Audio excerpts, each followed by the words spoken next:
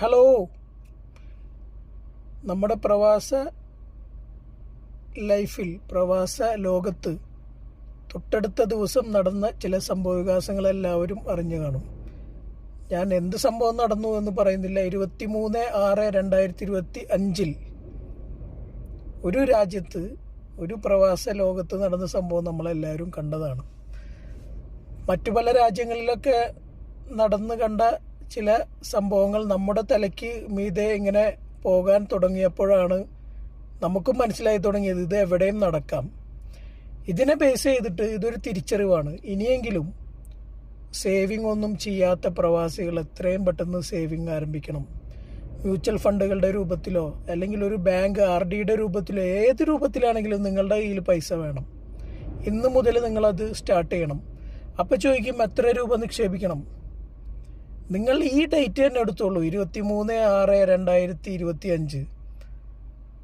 ആ 23/6 എന്ന് പറയുന്നത് 2025 ന്യൂമറിക്ക് നിങ്ങൾ എടുക്കുക. 23/6/2306. ആ ഓർമ്മ ദിവസത്തിന് വേണ്ടി നിങ്ങൾ സേവ് ചെയ്യുക 2306. ഇനി അത് പറ്റില്ലേ, അതിൻ്റെ അപ്പുറത്തുണ്ട് 2025. ഓരോ മാസവും 2025 രൂപ നിക്ഷേപിക്കുക. അല്ലെങ്കിൽ ആദ്യത്തേക്ക് വരെ 23/6/2306 നിക്ഷേപിക്കുക.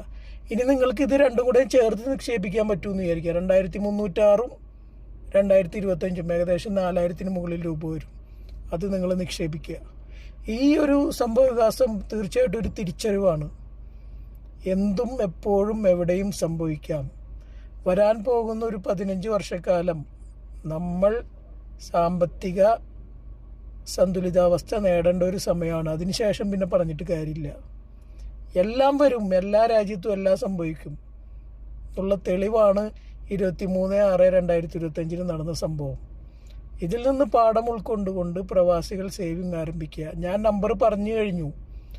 ഒരു മാസം 2306 രൂപ അല്ലെങ്കിൽ 2025 രൂപ. അതല്ലാന്നുണ്ടെങ്കിൽ ഇത് രണ്ടും കൂടെ കൂട്ടിയിട്ടുള്ള സംഖ്യ ഏകദേശം 4000-ന് മുകളിലുള്ള സംഖ്യ. പ്രവാസ ലോകത്ത് നടന്ന ആ സംഭവത്തിൻ്റെ ആ ദിനം ഓർമ്മക്കെടുത്തുകൊണ്ട് സേവിങ് ആരംഭിക്കുക. 23/6/2025 നിക്ഷേപിക്കേണ്ട സംഖ്യ ഒന്നില്ലെങ്കിൽ 23/6, അതായത് 2306, അല്ലെങ്കിൽ 2025. അതല്ലാന്നുണ്ടെങ്കിൽ ഇത് രണ്ടും കൂടെ കൂട്ടിയിട്ടുള്ള എമൗണ്ട് നിക്ഷേപിക്കുക. Okay, thank you very much. Be alert, be cautious, start saving immediately.